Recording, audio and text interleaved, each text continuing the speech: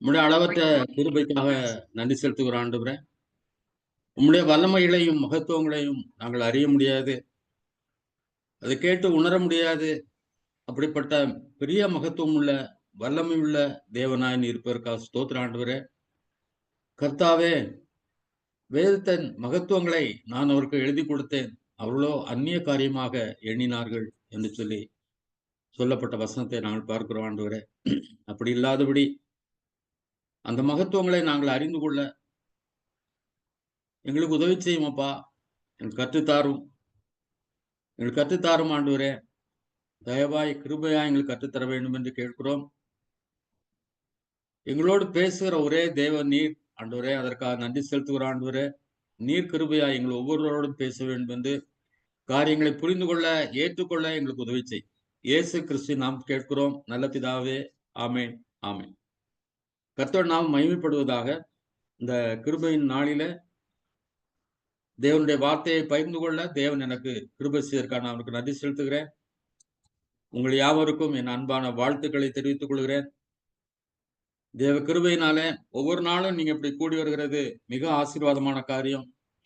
பெரிய ஒரு ஆசீர்வாதத்தை நீங்கள் பெற்றவர்கள் என்று சொல்லி நான் நிச்சயமா சொல்ல முடியும். அநேகரை பார்க்கிலும் நீங்கள் விசேஷித்தவர்கள். அதனாலதான் தேவன் உங்களுக்கு 6 நாட்கள், ஒரு வாரத்துல 6 நாட்கள் சுவிசேஷம் ஒரு வார்த்தைகள் அறிவிக்கப்படுவது யாருக்கும் கிடைக்காத பாக்கியம். எந்த சபையிலும் கிடைக்காத பாக்கியம். அதை நீங்கள் பெற்றிருக்கிறீர்கள் என்றால் தேவன் உங்களை குறித்து ஒரு பெரிய நோக்கத்தை வைத்திருக்கிறார் என்று சொல்லி நான் திட்டமா நம்புகிறேன். உங்களை கொண்டு பெரிய காரியங்களை தேவன் செய்ய போகிறார். அதனால இந்த உலகத்து கவலைகள் எல்லாவற்றையும் மறந்துவிட்டு, வேதனைப்படுத்துகிற எல்லா காரியங்களையும் அகற்றிவிட்டு, தேவனுடைய வார்த்தையை நாம் நோக்கி பார்ப்போம்.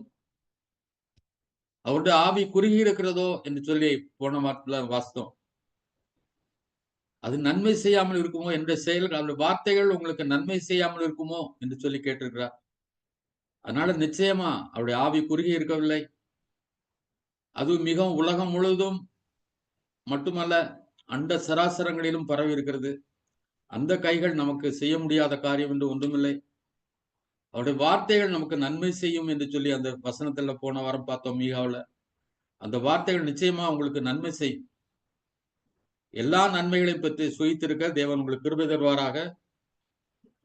அதனால யோபுடைய புத்தகத்துல 1ஆம் அதிகாரம் 3வது வசனத்தை வாசிப்போம். 1வது அதிகாரம் 3வது வசனம்.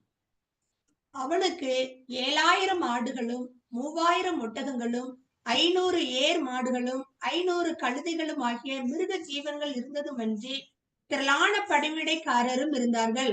அதனால் அந்த மனுஷன் கிழக்கத்தி புத்திரர் எல்லாரிலும் பெரியவனாயிருந்தான். மிகப்பெரிய செல்வந்தன், மிகப்பெரிய பணக்காரன். கர்த்தர் விதமாய் அவனை ஆசீர்வதித்திருந்தார். யோபு முற்பிதாக்களின் காலத்திலே, அதாவது ஆபிரகாம், யாக்கோபு, ஈசாக்கு வாழ்ந்த காலங்களிலே வாழ்ந்தவர் என்று சொல்லி சொல்லுகிறார்கள். அப்போ அந்த கிழக்கு தேசத்திலேயே பெரிய பணக்கார யார் தான்? அவர் தான். அப்போ எவ்வளவு சந்தோஷமா இருந்திருப்பாருன்னு சொல்லி நமக்கு தெரியும். ஆனா இந்த கிழக்கு புத்திரன் மத்தியிலே, கிழக்கு தேசங்களிலே மட்டும் பிரதிஷ்டமானவர், பிரசித்தமான அந்த மனிதன் இந்த கோடா கோடி மக்கள் அறியும்படியாய் மாற்றப்பட்டார் என்பதை நம்ம பார்க்கிறோம். எத்தனையோ தலைமுறைகளா யோபு பற்றி படித்துக் கொண்டிருக்கும். இஸ்லாம் குரான்ல அவருக்கு பேர் அயூப் என்று பெயர் வைத்திருக்கிறது என்று நான் பார்த்தேன். அப்போ எங்கெல்லாம் கிறிஸ்தவம் இருக்கிறதோ, கிறிஸ்தவ மக்கள் இருக்கிறாங்களோ, அவர்கள் மத்தியிலும் முஸ்லிம் மக்கள் மத்தியிலும் யார் பிரசித்தமா இருக்கிறார்னா யோபு. யோபு தான் பிரசித்தமா இருக்கிறார்.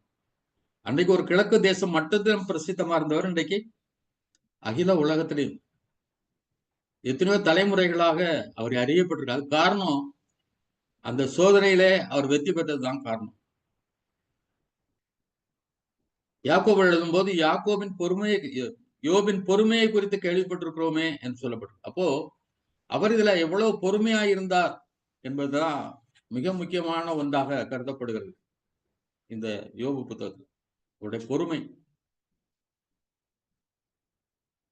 அதே அதிகாரத்துல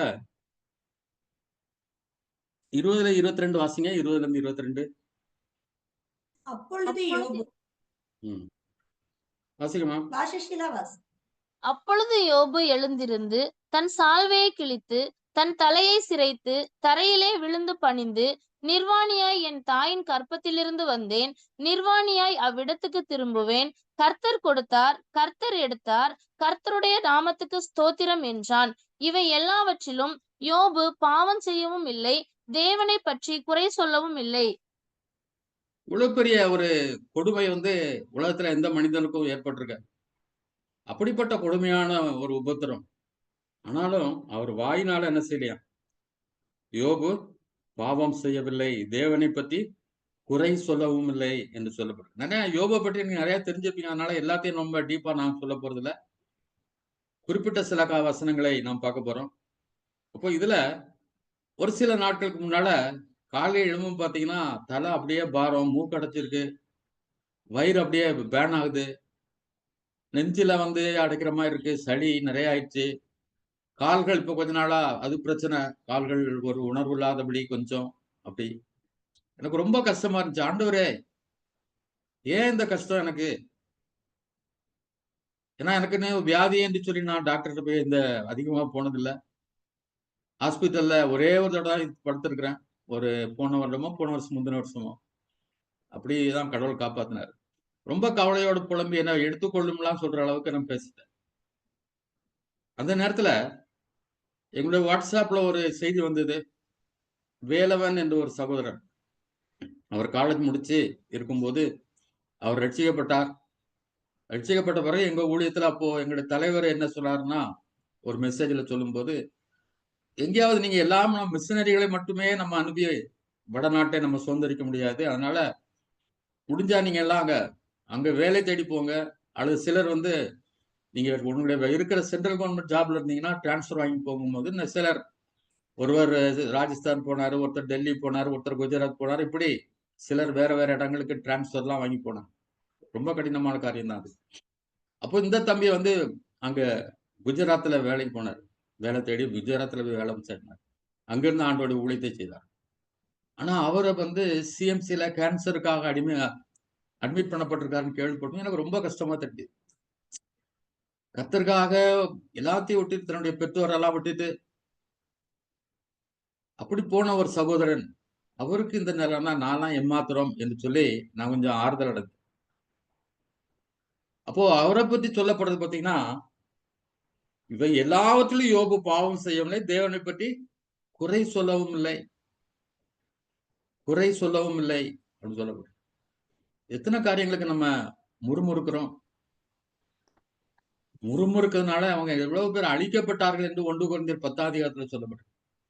நீங்க முறுமுறுக்கிற அவங்கள போல முறுமுறுக்காதீங்கன்னு சொல்லப்படும். முறுமுறுக்காதவர்களை பார்க்க முடியாது. ஏதோ ஒண்ணு இருக்கும் குடும்பத்துல, ஏதோ ஒரு முறுமுறுப்பு.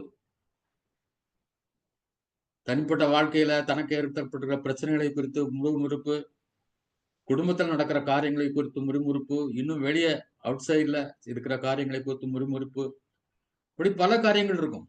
ஆனா இவ்வளவு கொடுமையான காரியம் நடந்த பிறகு அவன் என்ன பண்ணல? தன் வாயினால் பாவம் செய்யவில்லை என்று சொல்லப்பட்டிருக்கு. அதுக்கு பிறகு பாத்தீங்கன்னா 2ஆம் அதிகாரம் 10ஆம் வசனத்தை வாசிங்க. அதற்கு அவன், நீ பைத்தியக்காரி பேசுகிறது போல பேசுகிறாய். தேவன் கையிலே நன்மையை பெற்ற நாம் தீமையையும் பெற வேண்டாமோ என்றான். இவைகள் எல்லாவற்றிலும் யோபு தன் உதடுகளினால் பாவம் செய்யவில்லை. ஆமீன். இப்போ குறை சொல்றதுக்கு பாவம், முறுமுறுக்கிறதுங்கிறது பாவம். ஆனா இவர் என்ன பண்ணலையா? யோபு தன் உதடுகளினால் பாவம் செய்யவில்லை. யோபுவின் மனைவியை பிடிச்சு நான் ஒரு தடவை ஏற்கனவே சொன்னேன். அதாவது யோபு இப்படி பைத்தியக்காரி போல பேசுகிறாய் என்று சொன்னாலும், அந்த பெண்ணா கடைசி வரைக்கும் யோபுக்கு சாப்பாடு போட்டது, எங்கேயோ வேலை செய்து, பக்கத்து வீடுகள்ல வேலை செய்து சம்பாதிச்சு தான் அவங்க அவளை காப்பாத்துனாங்கன்னு சொல்லி இந்த ட்ரெடிஷன் சொல்லுவாங்க, அந்த பாரம்பரியம் கூறுகிறது. இப்போ கூட அவன் என்ன பண்ணல? வாயினால் பாவம் செய்யல அப்படி. அப்போ நம்முடைய வாயை, நாவை நாம் என்ன செய்ய வேண்டும்? காத்துக்கொள்ள வேண்டியது ரொம்ப அவசியமாக காணப்படுகிறது. 4ஆம் அதிகாரம் 3-5 வாசிங்க. இதோ நீர் அநேகருக்கு புத்தி சொல்லி இளைத்த கைகளை திடப்படுத்தினீர். விழுகிறவனை உம்முடைய வார்த்தைகளால் நிற்க பண்ணி தள்ளாடுகிற முழங்கால்களை பலப்படுத்தினீர். இப்பொழுதோ துன்பம் உமக்கு நேரிட்டபடியினால் ஆயாசப்படுகிறீர், அது உம்மை தொட்டதினால் கலங்குகிறீர். இதுல பாருங்க, இவர் அநேகருக்கு புத்தி சொல்லி அநேகரை தைரியப்படுத்திருக்கார். துன்பங்கள் வரும்போது, வியாதிகள் வரும்போது எல்லாம் தைரியப்படுத்திருக்கிறார். ஆனா இவருக்கு வரும்போது இவர் என்ன ஆயிட்டாரு? நீர் எப்போ இப்படி ஆயிட்டீரே, உம்மை தொட்டதினால் கலங்குகிறீர். உம்முடைய தேவ பக்தி உம்முடைய உறுதியாயும் உம்முடைய வழிகளின் உத்தமும் உம்முடைய நம்பிக்கையாயும் இருக்க வேண்டியது அல்லவோ அப்படின்னு சொல்றார். அப்போ நம்ம விசுவாசத்துல உறுதியா இருக்கணும். மற்றவங்களுக்கு வரும்போது நமக்கு ஒண்ணும் தெரியாது. நம்ம இதெல்லாம் சொல்லுவாங்கல்ல பழமொழி, வயிற்று வலி அவனுக்கு வந்தாதான் தெரியும் அப்படின்னுவாங்க இல்லையா? மற்றவங்களுக்கு ஒரு வயிற்று வலி வந்தாலோ தலைவலி வந்தாலோ நமக்கு தெரியாது, அது வேதனை. ஆனா நமக்கு வந்தாதான் தெரியும். அப்போ இப்படி வந்த உடனே நீர் கலங்குகிறீர் அப்படி சொல்லி சொல்வதை பார்க்கும். அப்போ எந்த விஷயத்த நம்ம விசுவாசத்துல உறுதியாய் நாம நம்பிக்கையோடு இருக்க வேண்டும் என்று அழைக்கப்படுகிறோம். யோபு 5ஆம் அதிகாரம் 7-10 வாசிங்க. யோபு 5ஆம் அதிகாரம் 7-10. அக்கினி பொறிகள் மேலே பறக்கிறது போல மனுஷன் வருத்தம் அனுபவிக்க பிறந்திருக்கிறான். ஆனாலும் நான் தேவனை நாடி என் ஒப்புவிப்பேன். ஆராய்ந்து முடியாத பெரிய காரியங்களையும் எண்ணி முடியாத அதிசயங்களையும் அவர் செய்கிறார்.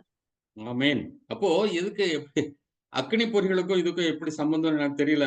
ஆனாலும் அக்கினி பொறிச்சதுல தான் மேலதான் எப்பவும் போகும். அதே மாதிரி மனுஷன் துன்பம் அனுபவிக்கதான் பிறந்ததே இதுக்காக தான்.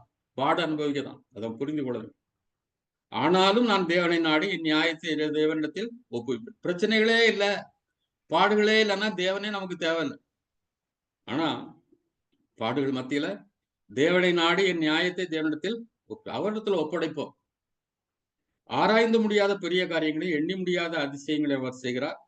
தாழ்ந்தவர்களை உயரத்தில் வைத்து துக்கிக்கிறவர்களை ரட்சித்து உயர்த்துகிறார். ஆமென். அப்போ தாழ்ந்தவர்களை அவர் உயரத்தில் வைத்து என்ன செய்யறார்? துக்கிக்கிறவர்களை ரட்சித்து உயர்த்துகிறார். எண்ணி முடியாத அதிசயங்களை செய்ய, ஆராய்ந்து முடியாத பெரிய காரியங்களை செய்கிற தேவன். நடந்த காரியங்களை நம்ம அவரிடத்துல ஒப்புவிப்போம். அதே 5ஆம் அதிகாரத்துல 17-19 வாசிங்க. இதோ தேவன் தண்டிக்கிற மனுஷன் பாக்கியவான். ஆகையால் சர்வ வல்லவருடைய சிட்சையை அற்பமாக எண்ணாதிரும். அவர் காயப்படுத்தி காயங்கட்டுகிறார், அவர் அடிக்கிறார், அவருடைய கை ஆற்றுகிறது. 6 இக்கட்டுகளுக்கு உம்மை நீங்களாக்குவார், 7ஆவதிலும் பொல்லாப்பு உம்மை தொடாது. ஆமென். அப்ப தேவன் தண்டிக்கிற மனுஷன் பாக்கியவான். நம்ம கொரிந்தியர் நிருபத்துல அழகாக இதை பற்றி இந்த சோதனை பற்றி சொல்லப்படும். தாம் நேசிக்கிற எந்த மகனையும் அவர் சிட்சிக்கிறார்னு சொல்லி. அப்ப யாரை நேசிக்கிறாரோ அவனை தான் சிட்சிக்கிறார். எதுக்காக? அந்த பரிசுத்தத்தில் பங்குள்ளவர்களாய் நாம் மாறும்படியாக அப்படி சிட்சிக்கிறார் என்று சொல்லப்படும். அப்போ அவர் தான் தண்டிக்கிறார். அதனால சிட்சியை அற்பமா நினைக்காதீங்க. அவர் காயம்படுத்தி காயம் கட்டுகிறார். அவர் அடிக்கிறார், அவருடைய கையை ஆத்துகிறார். இல்லையா? அடிக்காத அப்பா கிடையாது, திட்டாத அப்பா கிடையாது. அதனால அவங்க அடித்து அப்புறம் என்ன பண்றாராம்? காயம் கட்டுகிறார், காயப்படுத்தி காயம் கட்டுகிறார், அடிக்கிறார், அவருடைய கையை ஆத்துகிறது. 6 இக்கட்டுகளுக்கு உண்மை நீங்களாக்குவார், 7ஆவதிலும் பொல்லாப்பு உம்மை தொடாது. இப்ப என்ன துன்பங்கள்? நீதிமானுக்கு வரும் துன்பங்கள் அநேகமாய் இருக்கும். ஆனால் அவைகள் எல்லாவற்றிலிருந்து அவளை என்ன செய்கிறார்? விடுவிக்கிறார். பஞ்ச காலத்தில் அவர் உண்மை மரணத்துக்கும் யுத்தத்திலே பட்டயத்துக்கும் வெட்டுக்கும் விலக்கி மீட்பார் என்று சொல்லப்பட்டது. அடுத்த 7ஆம் அதிகாரம் 1ஆம் வசனம் வாசிங்க. பூமியிலே போராட மனுஷனுக்கு குறிக்கப்பட்ட காலம் உண்டல்லவோ, அவன் நாட்கள் ஒரு கூலிக்காரன் நாட்களைப் போல் இருக்கிறதல்லவோ. அப்போ பூமியில போராட மனுஷனுக்கு குறிக்கப்பட்ட காலம். நம்ம போராடுறதுக்கு தான் அந்த உலகத்துல பிறந்திருக்கும். வாழ்க்கை என்பது அழகாக ஃபாதர் பாடிப்பார், வாழ்க்கை என்பது போராட்டமே என்று சொல்லி. அது நல்லது ஒரு போராட்டமே அப்படின்னு. இப்போ போராடுறதுக்கு தான் நம்ம இந்த உலகத்துல இருக்கிறோம். துன்பம் அனுபவிக்க தான் இப்ப நம்ம பிறந்திருக்கிறோம் அப்படின்னு சொல்லி பைபிள் சொல்லு. அது குறிக்கப்பட்ட காலம். ஒரு குறிப்பிட்ட காலம் நமக்கு போராடுவதற்கான காலம் உண்டு. இல்ல எல்லாத்திற்கும் ஒரு காலம் உண்டு என்று சொல்லப்பட்டிருக்கு. அழ ஒரு காலம் உண்டு, நகைக்க ஒரு காலம் உண்டு, புலம்ப ஒரு காலம் உண்டு, மகிழ்ச்சிப்பட ஒரு காலம் உண்டு அப்படின்னு சொல்லி பல காலங்களை அங்கே அழகாக பிரசங்கி சொல்லுது. இப்போ நம்ம பூமியிலே நம்ம போராடுறதற்காக பிறந்திருக்கிறோம். அடுத்ததாக 7ஆம் அதிகாரம் 17-19 வாசிங்க. 7, 17-19. மனுஷனை நீர் ஒரு பொருட்டாக எண்ணுகிறதற்கும் அவன் மேல் சிந்தை வைக்கிறதற்கும் காலை தோறும் அவனை விசாரிக்கிறதற்கும் நிமிஷந்தோறும் அவனை சோதிக்கிறதற்கும் அவன் எம்மாத்திரம்? நான் என் உமிழ்நீரை விழுங்காதபடி எத்தனை காலம் என்னை நெகிழாமலும் என்னை விடாமலும் இருப்பீர்? இப்ப பாருங்க, மனுஷனை நீர் ஒரு பொருட்டாக எண்ணுவதற்கும் அவன் மேல் சிந்தை வைக்கிறதுக்கும். மனுஷனை ஏன் அவர் நினைக்கணும் இல்லையா? எவ்வளவு மகத்துவமான காரியங்களாம் செய்திருக்கார். சூரியன், சந்திரன், பூமி, நட்சத்திரங்கள், பெரிய சமுத்திரம், அதுல எண்ணற்ற ஜீவன்கள் எல்லாம் உண்டாக்குன தேவன் யார் மேல ரொம்ப சிந்தையா இருக்காருன்னு சொன்னா நம்ம மனுஷன் மேலதான். நம்மள ஒரு பொருட்டா என்றார் இல்லையா? சில வீடுகள்ல பாத்தீங்கன்னா கணவன் மனுஷனை ஒரு பொருட்டா கூட எண்ண மாட்டேன்றாங்கன்னு சொல்லுவாங்க. குடும்பத்துக்குள்ள அதெல்லாம் என்ன ஒரு பொருட்டாவே எண்ண மாட்டாருன்னு சொல்ல உறவுகளை பற்றி சொல்றோம். ஆனா யார் நம்ம ஒரு பொருட்டாக ஒரு ஒரு எண்ணமாக என்றது யாருன்னு சொன்னா தேவாதி தேவன். அவர் நினைச்சு அவன் மேல் சிந்தை வைக்கிறதுக்கும் அவன் மேல நினைப்பு வச்சிருக்கிறார். நம்மை நினைத்து கொண்டிருக்கிறார். நம்ம மேல எண்ணம் கொண்டவராக இருக்கிறார். கருத்துள்ளவராக இருக்கிறார். விசாரிக்கிறவராக இருக்கிறார். காலைதோறும் அவனை விசாரிக்க. காலைதோறும் என்ன பண்றார்? எப்படி இருக்கான்னு விசாரிக்கிறார். எப்படி விசாரிக்கிறான்னு தெரியாது. ஒருவேளை தேவதூதர்கள் மூலம் விசாரிக்கலாம். எப்படின்னு நமக்கு தெரியாது.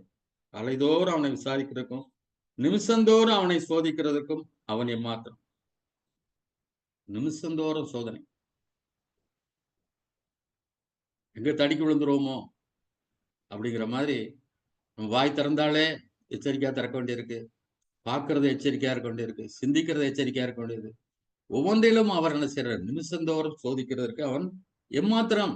எதுக்கு அப்படி அவனை பண்ணணும்? இதெல்லாம் பண்ணி என்ன செய்யற? அவருடைய சாயலாக மாத்தி தம்மோடு கூட அங்க என்ன செய்யணும்? பரலோகத்துல கொண்டு வரணுங்கிறதுக்காக தான் எல்லாவற்றிலும் ஒரு அக்கறை உள்ளவராய் அவர் காணப்படுகிறார். 8ஆம் அதிகாரம் 20-22 வாசிங்க. 8:20-22. இதோ தேவன் உத்தமனை வெறுக்கிறதும் இல்லை, பொல்லாதவர்களுக்கு கை கொடுக்கிறதும் இல்லை. இனி அவர் உம்முடைய வாயை நகைப்பினாலும் உம்முடைய உதடுகளை கெம்பீரத்தினாலும் நிரப்புவார். உம்மை பகைக்கிறவர்கள் வெட்கத்தால் மூடப்படுவார்கள். துன்மார்க்கருடைய கூடாரம் அழிந்து போகும் என்றான். இப்போ இதோ தேவன் உத்தமனை என்ன செய்யறது இல்லையா? வெறுக்கிறது இல்லை. ஒருபோதும் நம்ம என்ன பண்ண மாட்டாரு? வெறுக்கவே மாட்டார். ஒருபோதும். அவர் பொல்லாதவர்களுக்கு கை கொடுக்கிறதும் இல்லை. பொல்லாதவர்கள்லாம் செழிச்சுட்டு இருக்குவாங்க. ஆனா தேவன் அவர்களுக்கு கை கொடுக்கிறது. இனி அவர் உம்முடைய வாயை நகைப்பினாலும் உம்முடைய உதடுகளை கம்பீரத்தினாலும் நிரப்புவார். இதே நிலைமையில, வேதனையில, கண்ணீர்ல, இரவெல்லாம் படுக்கையில அழுது கொண்டு ரகசியமா இருந்தாலும் தேவன் உம்முடைய வாயை நகைப்பினாலும் உம்முடைய உதடுகளை கம்பீரத்தினாலும் என்ன செய்வார்? நிரப்புவார் என்று சொல்லி ஒரு வாக்கு தத்துவத்தை இங்கே கொடுப்பதை நாம் பார்க்கிறோம். அடுத்ததாக 14ஆம் அதிகாரம் 14. 14ஆம் அதிகாரம் 1-2 வாசிங்க. 14ஆம் அதிகாரம் 1-2. ஸ்திரீயினிடத்தில் பிறந்த மனுஷன் வாழ்நாள் குறுகினவனும் சஞ்சலம் நிறைந்தவனுமாய் இருக்கிறான். அவன் பூவை போல பூத்து அறுப்புண்கிறான். நிழலை போல் நிலை நிற்காமல் ஓடி போகிறான். அப்போ ஸ்திரீயினுடைய பிறந்தவன் எவ்வளவுதான்? வாழ்நாள் குறுகினவன். முதல்ல 120 வருஷம் என்று சொல்லப்பட்டது அவர் வாழ்க்கை. ஆனா சங்கீதக்காரன் சொல்ல அவனுடைய வாழ்க்கை 70 வருஷம் 80 வருஷம் ஆனாலும் அது மேன்மை வந்து சஞ்சலமே அப்படின்னு சொல்லி சங்கீதக்காரன் சொல்வதை நம்ம பார்க்கணும். இங்க வந்து அதனால பெண் யார் பிறந்த எல்லா மக்களும் என்ன செய்யறாங்க? பெண்கள் இடத்துல தான் பிறக்கிறான். அவன் எல்லாருடைய வாழ்நாள் குறுகினது. அதுல என்னதான்? சஞ்சலம் நிறைந்தவனுமாய் இருக்கிறான் என்று சொல்லப்படும். அவன் பூவை போல் பூத்து அறுப்புண்கிறான். நிழலை போல நிலை நிற்காமல் ஓடிப்போ. அழகான பூ இருக்கும். அடுத்த நாள் காலையில் பாத்தீங்கன்னா காஞ்சி போயிருக்கும். அதே மாதிரி நிழல், நம்முடைய நிழல் நம்ம நடந்து போகும்போது சூரியனுக்கு எதிராக நம்ம செல்லும் போது நமக்கு நிழல், நீளமான நிழல் இருக்கும். போக போக சூரியன் நடு வானத்துக்கு வரும்போது நம்முடைய நிழல்லாம் மறைஞ்சு போயிடும். அதே போல நிழல் போன்ற வாழ்க்கை, காய்ந்து போகும் புல்லை போல பூவை போல வாழ்க்கை. அதனால அந்த வாழ்க்கையில நம்ம எவ்வளவு சந்தோஷமா இருக்க முடியுமோ, மகிழ்ச்சியா இருக்க முடியுமோ, தேவனோட ஐக்கியத்தோடு இருக்க முடியுமோ அப்படி இருப்போம். எல்லாத்திலையும் சந்தோஷமாய் சமாதானமாய் தேவனை துதித்து ஆராதித்து எல்லா நேரத்திலையும் கவலைகளுக்கு இடம் கூடாம நம்மை நாம் பாதுகாத்துக் கொள்வோம். அடுத்ததாக 16 அதிகாரம் 19 21. இப்போதும் இதோ என் சாட்சி பரலோகத்தில் இருக்கிறது. எனக்கு சாட்சி பகருகிறவர் உன்னதங்களில் இருக்கிறார். என் சிநேகிதர் என்னை பரியாசம் பண்ணுகிறார்கள். என் கண் தேவனை நோக்கி கண்ணீர் சொரிகிறது.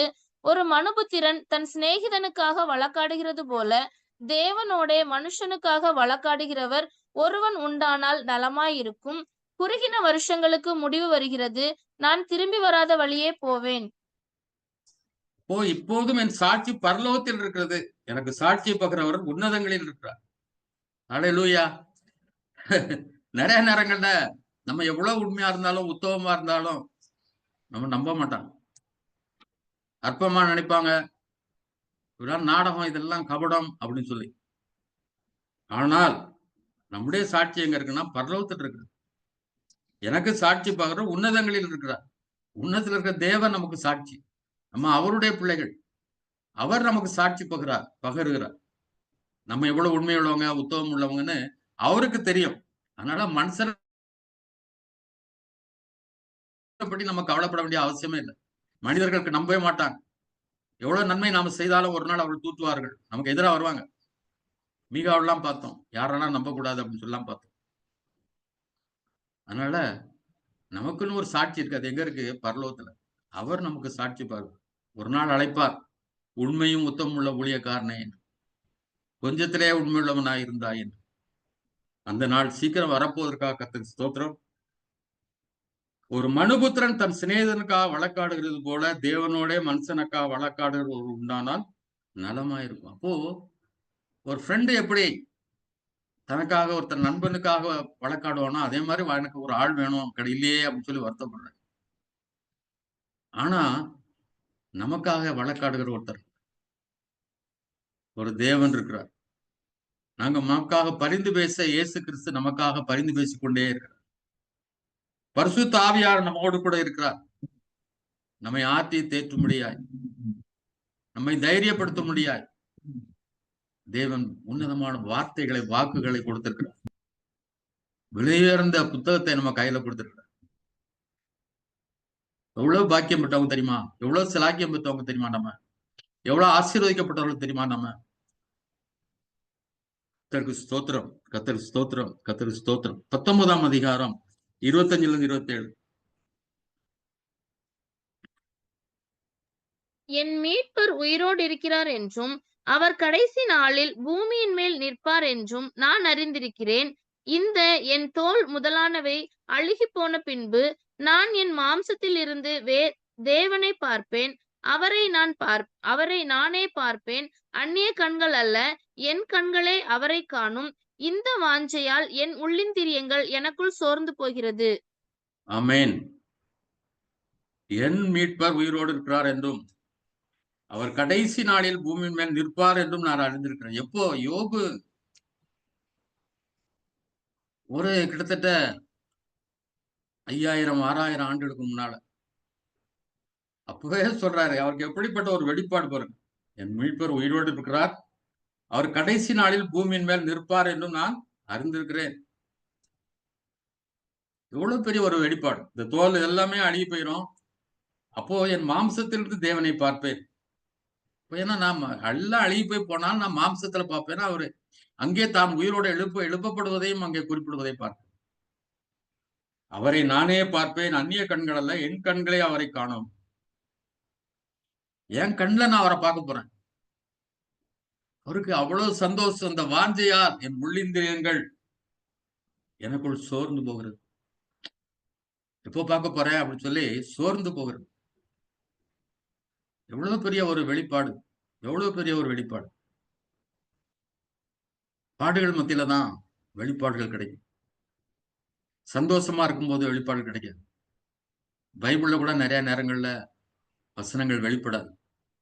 ஆனா துன்ப நேரங்கள்ல நீங்க வேதத்தை வாசிக்கும் போது, அதை தியானிக்கும் போது ஆண்டவர் உங்களோடு கூட பேசுவார். பல வெளிப்பாடுகளை நமக்கு தருவார் இல்லையா? பவுல் அங்கே கப்பல்ல இருந்து போராடி கொண்டிருக்கும் போது அப்பதான் ஆண்டவர் வந்து அவனுக்கு அவரோட பேசுவதை நம்ம பார்க்கணும். எங்கெங்கெல்லாம் ஊழியக்காரர்கள் வேதனை தேவனுடைய பிள்ளைகள்லாம் கஷ்டப்படும் போது ஆண்டவர் அவர்களோடு பேசுகிறார், தம்முடைய காரியங்களை வெளிப்படுத்துகிறார். யாக்கோபு எப்படிப்பட்ட நிலைமையில இருக்கும்போது நீ இஸ்ரவேல் என்று பெயர் வருவாயின்னு சொல்லி அவனுக்கு பெரிய ஒரு வாக்கு தத்தத்தை கொடுத்ததை பார்க்கணும். அப்போ துன்பங்கள் நடுவில் தேவன் நம்மோடு கூட பேசுபவராக இருக்கிறார், தம்மை வெளிப்படுத்துகிறவராக அவர் காணப்படுகிறார். மறந்துடாதீங்க.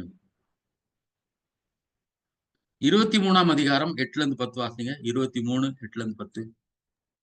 இதோ நான் முன்னாக போனாலும் அவர் இல்லை, பின்னாக போனாலும் அவரை காணேன்.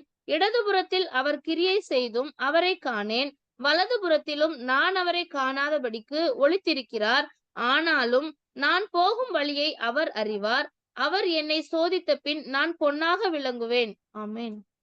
சில துன்ப நேரத்துல அவரை பார்க்க முடியும். எவ்வளவு ஜெபம் பண்ணாலும் என்ன பண்ணாலும் ஒன்னும் பைபிள்ல இருந்து வசனங்கள் வெளிப்படாம இருக்கலாம், யாரும் தீர்க்க தரிசனம் சொல்லாமலும் இருக்கலாம், நமக்கு எந்த காரியம் வெளிப்படாமலும் இருக்கலாம். என்ன ஒன்றுமே புரியாத காலங்கள், அப்படிப்பட்ட ஒரு காலம்.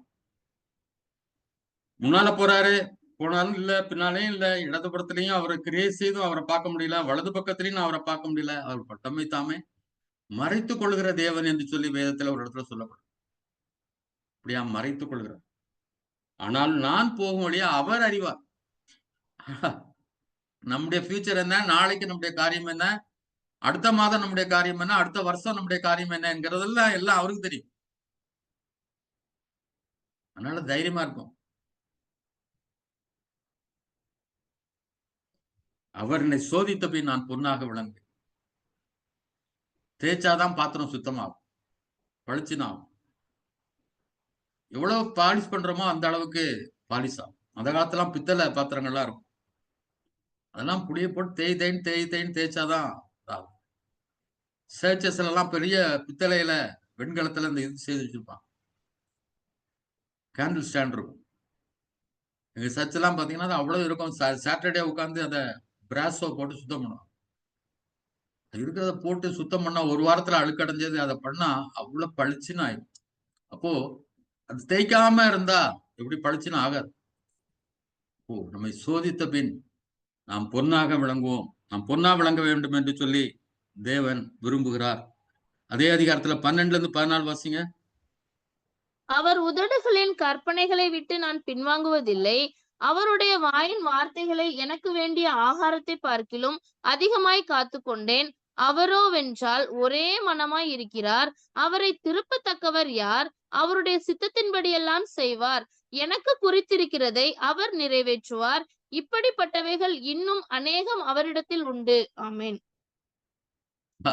அப்போ அவர் உதடு அப்படின்னா அப்படியே வார்த்தைகளுக்குலாம் நான் அப்படி கீழ்ப்படிஞ்சேன் அப்படின்னு சொல்றார். சாப்பாடை விட எது கீழ்ப்படிஞ்சாராம்? அவருடைய வார்த்தைகளுக்கு அவர் முக்கியத்துவம் கொடுத்தார்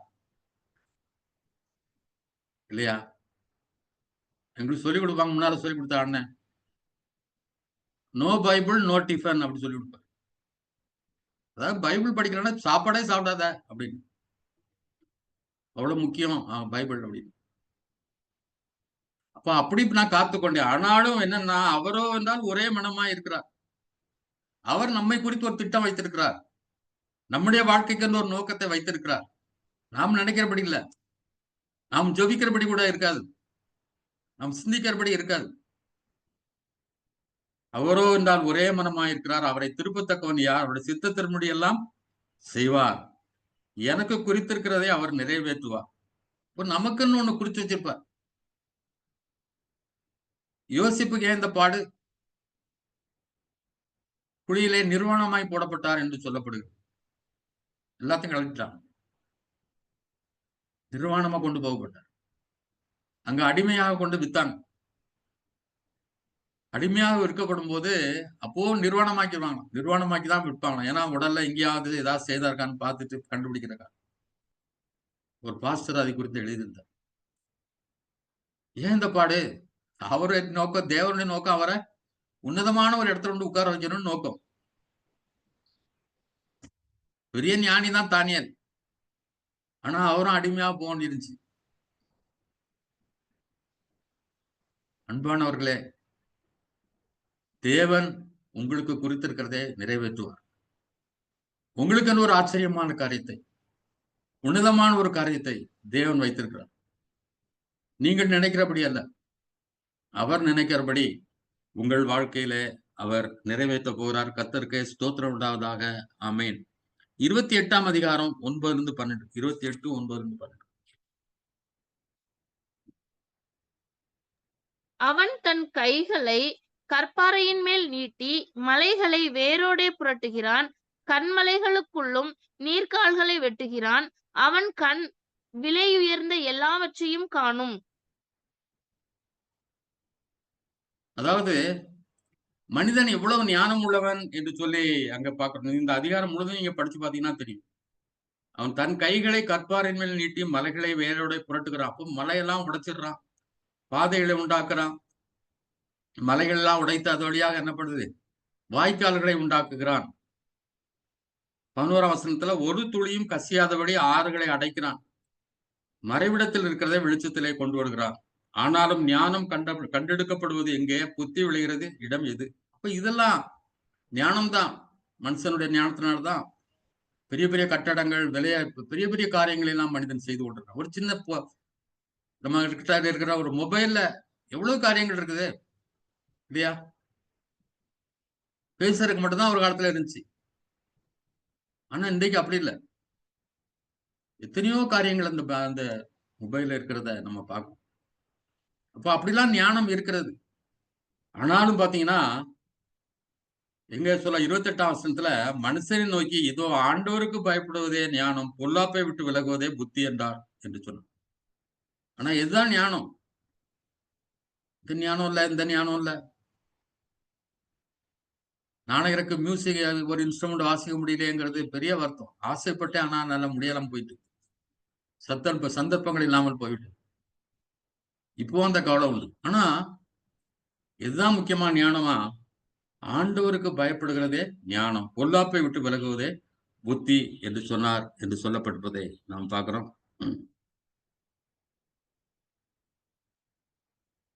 29ஆம் அதிகாரம் 13-16 வாசிங்க. 29, 13-16. கெட்டுப்போக இருந்தவனுடைய ஆசீர்வாதம் என்மேல் வந்தது. விதவையின் இருதயத்தை கெம்பிரிக்க பண்ணினேன். நீதியை தரித்துக் கொண்டேன், அது என் உடுப்பாய் இருந்தது. என் நியாயம் எனக்கு சால்வையும் பாகையுமாய் இருந்தது. நான் குருடனுக்கு கண்ணும் சப்பானிக்கு காலுமாய் இருந்தேன். நான் எளியவர்களுக்கு தகப்பனாய் இருந்து நான் அறியாத வழக்கை ஆராய்ந்து பார்த்தேன். இத பாத்தீங்கன்னா நம்ம ஏன்னா உங்களுக்கு இந்த யோபை பற்றி முழுசுமா நம்ம படிக்கணும், எத்தனையோ நாட்கள் ஆகும். ஆனா ஒரு நாள்ல நடத்தணும், அது ஒரு மணி நேரத்துக்கு 3/4 மணி நேரம் அல்லது 1 மணி நேரத்துக்குள்ள நடத்தணுங்கிறக்காக நான் ஃபுல்லா எல்லாத்தையும் வாசிக்கல. நீங்க தயவுசெய்து உங்களுக்கு இதை வாசித்து பாருங்க ஃபுல்லா. அவன் எப்படிலாம் சமூக வாழ்க்கையில எப்படிலாம் யோபு மற்றவங்களுக்கு ஆதரவா இருந்தார் அப்படின்னு சொல்லி ஆச்சரியமா இருக்கும். ஏழைகளுக்கு எப்படிலாம் உதவி செய்தார் அப்படிலாம் நிறைய வசனங்கள் இங்கே சொல்லப்பட்டிருக்கிறதை நாம் பார்க்கலாம். நான் எல்லாத்தையும் நம்ம அங்க உங்களுக்கு வாசித்து காட்ட முடியல. நான் அப்படியாக நிறைய உதவிகள், ஏழை மக்களுக்கு உதவி செய்யறது, அப்படிப்பட்ட காரியங்களை நிறைய செய்தார் என்று சொல்லி, அப்போ நம்ம அப்படிப்பட்ட எளியவர்களுக்கு அவர் எப்படி இருந்தாரா, தகப்பனா இருந்தேன்னு சொல்றாரு. குருடனுக்கு கண்ணா இருந்தேன், சப்பானிக்கு காலுமா இருந்தேன். இன்னும் நிறைய முன்னாடி பின்னாலாம் நிறைய வசனங்கள் அதை குறித்து சொல்லப்பட்டது. சமூக வாழ்க்கையில அதுவும் 31ஆம் அதிகாரத்துல பாத்தீங்கன்னா, 31ஆம் அதிகாரத்துல 1வது வசனம் வாசிங்க. 31, 1, 2. என் கண்களோட உடன்படிக்கை பண்ணின நான் ஒரு கன்னிகையின் மேல் நினைப்பாய் இருப்பதப்படி, அப்பொழுது உன்னதங்களில் இருந்து தேவன் அளிக்கும் பங்கும் உன்னதத்திலிருந்து சர்வ வல்லவர் கொடுக்கும் சுதந்திரமும் கிடைக்குமோ? ஆச்சரியமா இருக்கு. இன்னொரு ரெவலேஷன். என் கண்களோடு ஒரு உடன்படிக்கை பண்ணிட்டேன்.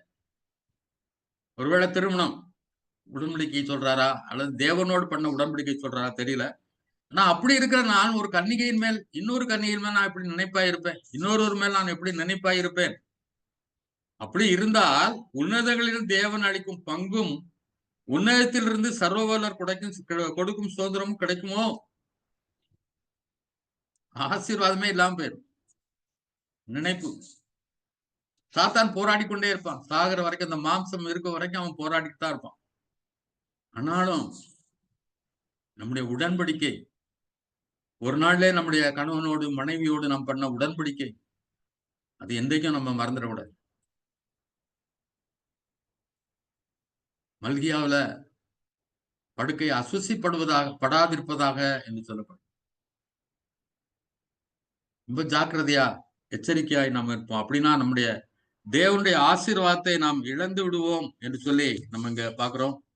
இன்னும் சில வசனங்களை பார்க்க போறோம். 31ஆம் அதிகாரத்துல 32, 33 வாசிங்க. 31ல 32, 33. பரதேசி வீதியிலே ராத்தங்கினதில்லை, வழிப்போக்கனுக்கு என் வாசல்களை திறந்தேன். நான் ஆதாமை போல என் மீறுதல்களை மூடி என் அக்கிரமத்தை என் மடியிலே ஒளித்து வைத்தேனோ? பாருங்க, அப்போ பரதேசி எல்லாம் ஆதரிச்சிருக்காரு, வழிப்போக்கனுக்கு உதவி செய்திருக்காரு. அதோடு கூட ஆதாமை போல் என் மீறுதல்களை மூடி என் அக்கிரமத்தை என் மடியிலே ஒளித்து வைத்தேன். யார் பாக்கியவான் அப்படி சொல்லி சங்கீதத்தில் சொல்லப்பட்டிருக்கு. யார் பாக்கியவான்? தன்னுடைய அந்த வசனம் இல்ல, எவனுடைய பாவத்தை கர்த்தர் எண்ணாது இருக்கிறாரோ அவன் பாக்கியவான் அப்படின்னு சொல்றாரு. அந்த வசனம் கூட நான் மறந்துட்டேன். இப்போ தன்னுடைய பாவங்களை அறிக்கையிடுகிறவன் தான் பாக்கியவான் என்று சொல்லப்படும். ஆனா ஆதாம போல நான் சொல்றாரு பாருங்க, ஆதாம போல நான் மீறினோ. பைபிள்ல எதுவுமே தவறான சரித்திரமோ வரலாறோ இடம்பெறவில்லை. ஆதாம பற்றி யார் பேசுறா? யோபு பேசுற. ஆதாமை போல என் மீறலை மூடி என் அக்கிரமத்தை என் மடியில் ஒளித்து வைத்தனும். அவன் மறைச்சு வச்சான். ஆண்டவர்கிட்ட அப்பவே சரண்டரா இருந்தா ஒருவேளை ஏதேன் தோட்டத்துல அங்கே இருந்திருக்கு. அவன் தன் மனைவி மேல் குற்றம் சொன்னான். அன்பானவர்களே, அந்த பாவங்களை நாம் எவன் மறைத்து வைக்கிறானோ அவன் வாழ்வடைய மாட்டான். அவைகளை அறிக்கை செய்து விட்டு விடுகிறானோ இரக்கம் பெறுவான் என்று சொல்லப்படும். எதையும் மறைக்காம தைரியமா ஆண்டவர்கிட்ட சொல்லும். அவர் ரகசியத்தை காத்துக் கொள்கிறவர். அவரிடத்துல அறிக்கையிட்டு நம்ம அவரிடத்துல சமாதானமாய் இருப்போம். 36ஆம் அதிகாரம் 27ல இருந்து 33. 36, 27ல இருந்து 33. அவர் நீர்த்துளிகளை அணுவை போல ஏற பண்ணுகிறார். அவைகள் மேகத்தில் இருந்து மழையாய் சொரிகிறது. அதை மேகங்கள் பெய்து மனுஷர் மேல் மிகுதியாய் பொழிகிறது. மேகங்களின் பரவுதலையும் அவருடைய கூடாரத்திலிருந்து எழும்பும் குமுறல்களையும் அறிய முடியுமோ? இதோ அதன் மேல் தம்முடைய மின்னலின் ஒளியை விரிக்கிறார். சமுத்திரத்தின் ஆழங்களையும் மூடுகிறார். அவைகளால் ஜனங்களை தண்டிக்கிறவரும் ஆகாரம் கொடுத்து ரட்சிக்கிறவருமாய் இருக்கிறார்.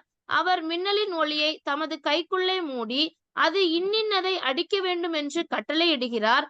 அதனால் அவர் செய்ய நினைக்கிறதையும் மந்தாரம் எழும்ப போகிறதையும் ஆடு மாடுகள் அறியப்படுத்தும். ஆமென். அப்போ நீர்த்துளிகளை அணுவை போல ஏறப்படுகிறார். இப்ப நம்ம எல்லாரும் படிச்சவங்க எல்லாருக்கும் தெரியும், கடல்ல உள்ள நீர்லாம் செய்யப்படுது, ஆவியாகி மேலே சென்று அது மழையாக பெய்கிறது. இது அழகா எப்பவே சொல்லியிருக்கிறார் பாருங்க. அணுவை போல ஏற பண்ணி அவைகள் மேகத்திலிருந்து மழையாய் சொரியப்படுகிறார். மேகங்கள் பெய்து மனுஷர் மேல் மகுதியாய் பொழிகிறது. மேகங்களின் பரவுதலையும் அவருடைய கூடாரத்தை எழும்பும் குமுறல்களையும் அறிய முடியுமோ? இதோ அதன் மேல் தம்முடைய மின்னலின் ஒளியை விரிக்கிறார். சமுத்திரத்தின் ஆழங்களையும் மூடுகிறார். இதெல்லாம் நமக்கு உங்களுக்கு புரியும். அவைகளால் ஜனங்களை தண்டிக்கிறவரும் ஆகாரம் கொடுத்து ரட்சிக்கிறவருமா இருக்கிறார். அப்போ மழை இதெல்லாம் கொடுத்து ஜனங்களை ஒரு பக்கம் தண்டிக்கிறார், ஒரு பக்கம் ஆகாரம் கொடுத்து ரட்சிக்கிறார். அவர் மின்னலின் ஒளியை தம் கைக்குள்ளே மூடி அது இன்னதை அடிக்க வேண்டும் என்று கட்டளையிடுகிறார். அன்பானவர்களே, ஒருவேளை வெள்ளம் வந்துச்சு, இவ்வளவு பேர் இறந்து போயிட்டாங்க, போர் வந்துச்சு, இவ்வளவு பேர் இறந்துட்டாங்க, நமக்கு கஷ்டமா தான் இருக்கு. ஏன் கடவுள் இப்படி செய்யணும்? ஆனா அவர் தண்டிக்கிறார். யாரெல்லாம் தண்டிக்கணும்னு தெரியும். இதுல அழகாக சொல்லப்படுற மின்னலின் ஒளியை தம் கைக்குள்ளே மூடி அது இன்னதை அடிக்க வேண்டும் கட்டளையிடுகிறார். இறலாம் இந்த ஆளெல்லாம் எடுத்துரு.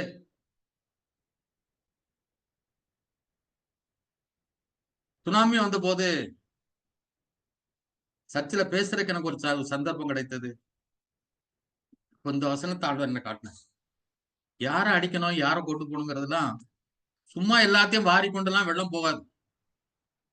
எல்லார் மேலும் கட்டடி இடிஞ்சு விழாது. அப்போ ஆண்டவரை வச்சிருக்கிறார். அதனால செத்து போனவங்க எல்லாம் ரொம்ப மோசமானவங்க, மற்றவங்க எல்லாம் நல்லவங்க அப்படின்னு சொல்ல முடியாதுன்னு ஆண்டவர் சொல்றது நமக்கு தெரியும். லூக்காவுல. இப்போ எதெல்லாம் அடிக்கணும் அதை வச்சு என்ன செய்யறாரு? அடிக்கிறாருன்னு சொல்ல முடியும். அதனால் அவர் செய்ய நினைக்கிறதையும் மந்தாரம் விழுவ போவதையும் ஆடு மாடுகள் அறியப்படும். இல்லையா? மிருகங்களுக்கெல்லாம் தெரியும் மழை வரப்போகுது. இதெல்லாம் நான் கேள்விப்பட்டிருக்கேன். அது கேள்விப்பட்டது என்னன்னா, சுனாமி டைம்ல மிருகங்கள் எதுவுமே சாகல அப்படின்னு சொன்னாங்க. எல்லாமே கட்ட வித்துட்டுலாம் ஓடிடுச்சு அப்படிலாம் சொல்லுவாங்க. நாய்கள்லாம் போய் ஒரு இடத்துக்கு எல்லாத்தையும் சேர்ந்துச்சுன்னா ஓடி சேர ஆரம்பிச்சுன்னா ஏதோ நடக்க போகுதுன்னு அர்த்தம். இதெல்லாம் எவ்வளவு பைபிள்ல ஆச்சரியமா இருக்கு. நான் பயந்துட்டே இந்த யோபை எடுத்தேன்.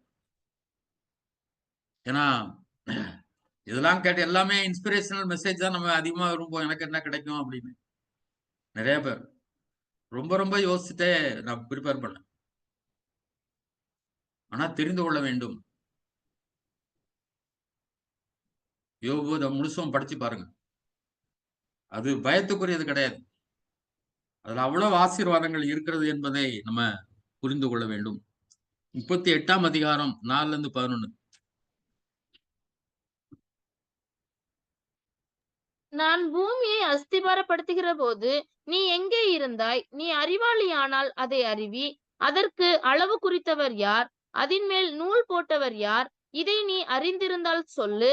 அதன் ஆதாரங்கள் எதின்மேல் போடப்பட்டது? அதன் கோடிக்கல்லை வைத்தவர் யார்? அப்பொழுது விடியற்காலத்து நட்சத்திரங்கள் ஏகமாய் பாடி தேவபுத்திரர் எல்லாரும் கெம்பீரித்தார்களே. கர்ப்பத்திலிருந்து உதிக்கிறது போல் சமுத்திரம் புரண்டு வந்தபோது அதை கதவுகளால் அடைத்தவர் யார்? மேகத்தை அதற்கு வஸ்திரமாகவும் இருளை அதற்கு புடவையாகவும் நான் உடுத்தின போதும் நான் அதற்கு எல்லையை குறித்து அதற்கு தாழ்பாள்களையும் கதவுகளையும் போட்டு இம்மட்டும் வா, மிஞ்சி வராதே, உன் அலைகளின் பெருமை இங்கே அடங்க கடவது என்று நான் சொல்லுகிற போதும் நீ எங்கே இருந்தாய்? அநேக கேள்விகளை கேட்கிறார். 4 அதிகாரத்துல யோபு கடவுள் அவர்கிட்ட பேசுறார். இந்த 38, 39, 40, 41 4 அதிகாரத்துல பேசுறாரு. நிறைய கேள்வி கேட்கிறார். யாரும் பதில் சொல்ல முடியாது. எந்த ஒரு மனிதனும் பதில் சொல்ல முடியாது. அதுவும் பெருங்காற்றிலிருந்து ஆண்டவர் மெல்லிய சத்தத்துலதான் பேசுவாரு அப்படிலாம் சொல்றாங்க. ஆனா இங்க பெருங்காற்றிலிருந்து யோபுக்கு பேசுறார். மிகுந்த கோபத்தோடு பேசுகிறார் என்பதற்கு அடையாளமா இருக்கலாம். இதெல்லாம் கேட்கிறாரு. இதெல்லாம் அவனை செய்யும்போது நீ எங்க இருந்த அப்படின்னு சொல்லி அங்கே கேட்பதை நாம் பார்க்கிறோம். 40ஆம் அதிகாரம் 1-5 வாசிங்க. 40 1-5. பின்னும் கர்த்தர் யோபுக்கு உத்தரமாக, சர்வ வல்லவரோடே வழக்காடி அவருக்கு புத்தி படிப்பிக்கிறவன் யார்? தேவன் பேரில் குற்றம் பிடிக்கிறவன் இவைகளுக்கு உத்தரவு சொல்ல கடவன் என்றார். அப்பொழுது யோபு கர்த்தருக்கு பிரதியுத்தரமாக, இதோ நான் நீசன், நான் உமக்கு என்ன மறு உத்தரவு சொல்லுவேன்? என் கையினால் என் வாயை பொத்திக் கொள்ளுகிறேன். நான் 2 தரம் பேசினேன், இனி நான் பிரதியுத்தரம் கொடாமலும் பேசாமலும் இருப்பேன் என்றான். இதெல்லாம் சொன்னவனே யோபு கலங்கி போய்விட்டார். சர்வ வல்லவரோட வழக்காடி அவருக்கு புத்தி படிப்பிக்கிறவன் யார்? அவருக்கு இப்படி செய்திருக்கலாமே, ஆண்டவர் இப்படி செய்திருக்கலாமே, இப்படி ஏன் செய்யறாருலாம் நம்ம நினைக்கலாம். ஆனா அவருக்கு புத்தி படிக்கிற யார்? தேவன் பேரு குற்றம் பிடிக்கிறவன் இவைகளுக்கு உத்தரவு சொல்ல கடவன் அப்படி சொல்றார். அப்போதான் யோபு, நான் நீசன், நான் உமக்கு என்ன மறு உத்தரவு சொல்வேன்? என் கையினால் என் வாயை பொத்திக் கொள்கிறேன். நான் 2 தரம் பேசினேன், இனி நான் பிரதியுத்தரம் சொல்லாமலும் கொடாமலும் பேசாமலும் இருப்பேன் என்று சொல்கிறார். தொடர்ந்து தேவன் அவளோடு பேசுகிறார். 42ஆம் அதிகாரம் 1-2 வசனங்கள் வாசிங்க. 42 1-2. அப்பொழுது யோபு கர்த்தருக்கு பிரதியுத்தரமாக, தேவரீர் சகலத்தையும் செய்ய வல்லவர், நீர் செய்ய நினைத்தது தடைபடாது என்பதை அறிந்திருக்கிறேன். இது எல்லாருக்கும் நமக்கு தெரிந்த வசனம் இல்லையா? சகலத்தையும் செய்ய வல்லவர், சகலத்தையும் செய்ய வல்லவர். நாங்கள் ஒரு குடும்ப பிரச்சனையில ரொம்ப கலங்கி தவிக்கும் போது ஒரு ஊழியக்காரர் இந்த வசனத்தை தான் அவங்க வாசம். அவர் சகலத்தையும் செய்ய வல்லவர், இந்த நிலைமைகள் எல்லாத்தையும் மாற்ற வல்லவர் என்று சொன்னார். ஏன்னா அவர் என்ன நினைச்சாரோ அதை அவனும் என்ன செய்ய முடியாது, தடுக்க முடியாது என்று சொல்லி நம்ம பார்க்கிறோம். 5-7 வாசிங்க. 5-7. என் காதினால் உம்மை குறித்து கேள்விப்பட்டேன். இப்பொழுதோ என் கண் உம்மை காண்கிறது. ஆகையால் நான் என்னை அருவருத்து தூளிலும் சாம்பலிலும் இருந்து மனஸ்தாபப்படுகிறேன் என்றான். கர்த்தர் இந்த வார்த்தைகளை யோபோடே பேசின பின் கர்த்தர் தேமானியனான எலிப்பாசை நோக்கி, உன்மேலும் உன் 2 சிநேகிதர் மேலும் எனக்கு கோபம் மூளுகிறது. என் தாசனாகிய யோபு பேசினது போல் நீங்கள் என்னை குறித்து நிதானமாய் பேசவில்லை. இதுவரைக்கும் காதலால் தான் கேட்டேன், இப்போது கண்ணே காணுதுன்ற. உபத்திரவங்கள் மத்தியில, பாடுகள் மத்தியில நம்ம ஆண்டவரை காண முடியும், அவருடைய கரத்தை காண முடியும், அவருடைய வல்லமையை காண முடியும், அவருடைய ஞானத்தை காண முடியும், அவருடைய அற்புதங்களை, அதிசயங்களை நம்ம காண முடியும். அதனால என்னை அருவருத்து தூளிலும் சாம்பலிலும் உட்கார்ந்து மனஸ்தாபப்படுகிறேன் என்று யோபு சொல்றார். இப்ப எலிப்பாசை பார்த்து சொல்றாரு, நீங்க நிதானமா பேசல, என் தாசனாகிய யோபை போல் நிதானமாய் பேசவில்லை அப்படின்னு சொல்றாரு. யோபு இவ்வளவு பாடுகள் மத்தியிலும் ரொம்ப நிதானமா பேசினாரு அப்படின்னு ஆண்டவர் சர்டிஃபிகேட் கொடுத்தார். சிலர் சொல்லுவாங்க அவர் அப்படி நியாயமாக பேசினாரு, அப்படி பேசினாருன்னு சிலர் சொல்லுவாங்க. ஆனா ஆண்டவர் கொடுக்குற சர்டிஃபிகேட், அவரு என் தாசனாய் யோபு நிதானமாய் பேசினான். எப்பவும் நிதானமா பேசணும். சண்டை வர்ற நேரத்துல, குடும்பத்துல, உறவுகளுக்குள்ள, எங்க வெளியே, சபைகளில பிரச்சனைகள் வரும்போது கொதிச்சு எழுந்துடக்கூடாது. தன்னுடைய ஆவியை அடக்காத மனுஷன் மதில் இடிந்த பாழான பட்டணம் போல் இருக்கிறான்னு சொல்லுங்க. அப்ப ஆவி அடக்கணும். 42ஆம் அதிகாரம் 10வது வசனம். யோபு தன் சிநேகிதருக்காக வேண்டுதல் செய்த போது கர்த்தர் அவன் சிறையிருப்பை மாற்றினார். யோபுக்கு முன் இருந்த எல்லாவற்றை பார்க்கிலும் 2 தனையாய் கர்த்தர் அவனுக்கு தந்தருளினார். ஆமென். அப்போ அவனுடைய சிறையிருப்பை கர்த்தர் மாற்றினார். எப்போனா தன்னுடைய சிநேகிதருக்காக வேண்டும்படி சொன்னார். அவ்வளவு அவருக்கு அவரு நண்பர்கள்லாம் அவரை எரிச்சல் ஊட்டும்படி, கோபம் அடையும்படி, வருத்தம் அடையும்படி செய்தாலும் யோபு என்ன பண்ணான்? தன் சிநேகிதருக்காக வேண்டிக் கொண்டான். இல்லையா? இந்த ஜர்சன் எடின்பரோ என்றவர்களுடைய மெசேஜ் போன வாரம் ஒரு செய்தியில கேட்கும்போது அவர் சொன்னார், உன்னுடைய நண்பர்களை பழி வாங்கணும், உங்களுக்கு துரோகம் செய்தவங்களை பழி வாங்கணும்னா பழி வாங்கணும்னு துடிக்காதீங்க, மன்னிங்க. அவங்கள தண்டிக்கன்னா நீங்க என்ன செய்யணும் அப்படின்னு சொன்னார். உன்னை பசியா இருந்தா அவனுக்கு ஆகாரம் கொடு, தாகமா இருந்தா தண்ணி கொடு. அவன் மேல அப்ப தலையின் மேல அக்கினி தழலை குவிய பண்ணுவான். தரைக்கு சமமா என்ன பண்ணக்கூடாது? பழி வாங்க நினைக்கக்கூடாது. இப்ப இங்கே நடந்தது என்ன? தன்னுடைய சிநேகிதருக்காக வேண்டிக் கொண்டு அவனுடைய சிறையிருப்பை ஆண்டவர் என்ன செய்தாரு? மாத்திட்டார்.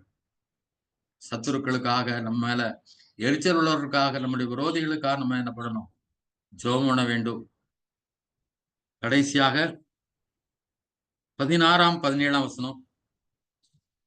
இதற்கு பின்பு யோபு 140 வருஷம் உயிரோடு இருந்து 4 தலைமுறையாக தன் பிள்ளைகளையும் தன் பிள்ளைகளுடைய பிள்ளைகளையும் கண்டான். யோபு நெடுநாள் இருந்து பூரண வயதுள்ளவனாய் மரித்தான். ஆமென்.